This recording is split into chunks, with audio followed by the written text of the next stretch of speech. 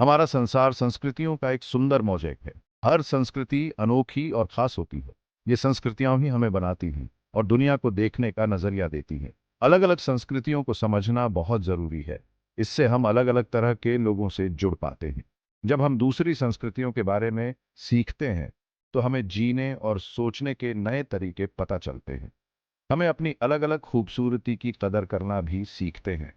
आइए भारत और दुनिया भर की कुछ दिलचस्प सांस्कृतिक परंपराओं को एक साथ एक्सप्लोर करते हैं। भारत रंगों, समृद्ध इतिहास और विविध संस्कृतियों का देश है। यहाँ के त्योहार खुशियों और जश्न से भरे होते हैं। होली रंगों का त्योहार लोगों को एक साथ लाता है और उनकी चिंताओं को भुला देता है। दिवाली रोशनी का त्योहार बुराई पर अच्छाई की जीत का प्रतीक है। भारत कई अनोखी परंपराओं का घर भी है। भारत के कुछ हिस्सों में लोग अपना जन्मदिन पेड़ लगाकर मनाते हैं। ये परंपराएं पीढ़ी दर पीढ़ी चली आ रही हैं। ये हमें हमारी विरासत की याद दिलाती हैं और हमारे अतीत से जोड़ती हैं। जैसे भारत में है, वैसे ही दुनिया के दूसरे हिस्सों में भी कई फैसिनेटिंग संस्कृतियां हैं। जापान में लोग हनामी मनाते हैं, जो कि चेरी ब्लॉसम का त्योहार है। वो खिले हुए चेरी के पेड़ों के नीचे पिकनिक मनाते हैं और उनकी खूबसूरती की तारीफ करते हैं। यह त्योहार हमें जीवन की नश्वरता की याद दिलाता है। मैक्सिको में डिया de los मुर्तोस अपने प्रियजनों को याद करने का दिन होता है, जो अब इस दुनिया में नहीं है। परिवार वाले इकट्ठा होकर ऑल्टर्स बनाते हैं, कहानियां बांटते हैं और जीवन और मृत्यु का जश्न मनाते हैं। इतनी दूरी होने के बावजूद भारत और दुनिया की दूसरी संस्कृतियों में कुछ समानताएं भी हैं।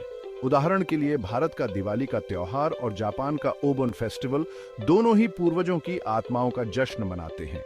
ये समानताएं हमारे साझा मानवता और उन सार्वभौमिक मूल्यों पर प्रकाश डालती हैं जो हमें जोड़ते हैं। इन जुड़ावों को पहचान कर हम अलग अलग संस्कृतियों के बीच समझ और सम्मान के पुल बना सकते हैं।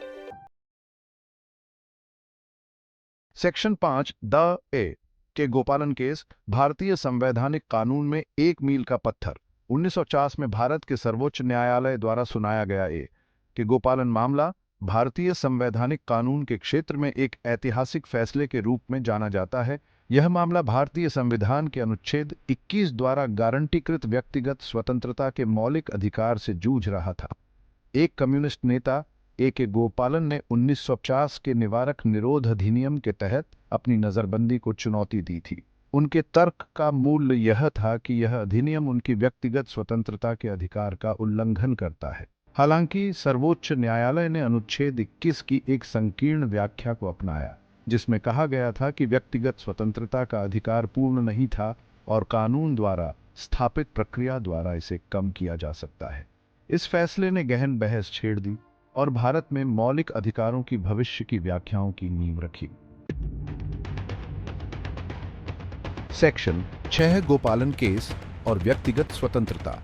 गोपालन मामले का भारत में व्यक्तिगत स्वतंत्रता की समझ पर गहरा प्रभाव पड़ा। अनुच्छेद 21 की न्यायालय की व्याख्या का अर्थ था कि व्यक्तिगत स्वतंत्रता का अधिकार कानून द्वारा लगाए गए उचित प्रतिबंधों के अधीन था। इस फैसले ने राज्य द्वारा सत्ता के दुरुपयोग की संभावना के बारे में चिंताएं पैदा की। हालांकि फैसले ने व्यक्तिगत अधिकारों की रक्षा में प्रक्रियात्मक सुरक्षा उपायों के महत्व पर भी जोर दिया। इसने इस बात पर बल दिया कि स्वतंत्रता से वंचित करना एक निष्पक्ष और न्यायसंगत कानूनी प्रक्रिया के अनुसार किया जाना चाहिए।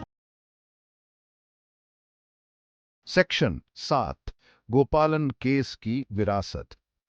गोपालन मामले ने भारतीय संवैधानिक कानून पर एक स्थायी विरासत छोड़ी। इसने इस सिद्धांत को स्थापित किया कि मौलिक अधिकार पूर्ण नहीं है और अन्य सम्मोहक राज्य हितों के विरुद्ध संतुलित किए जा सकते हैं। फैसले ने मौलिक अधिकारों की रक्षा में न्यायपालिका की महत्वपूर्ण भूमिका पर भी प्रकाश डाला।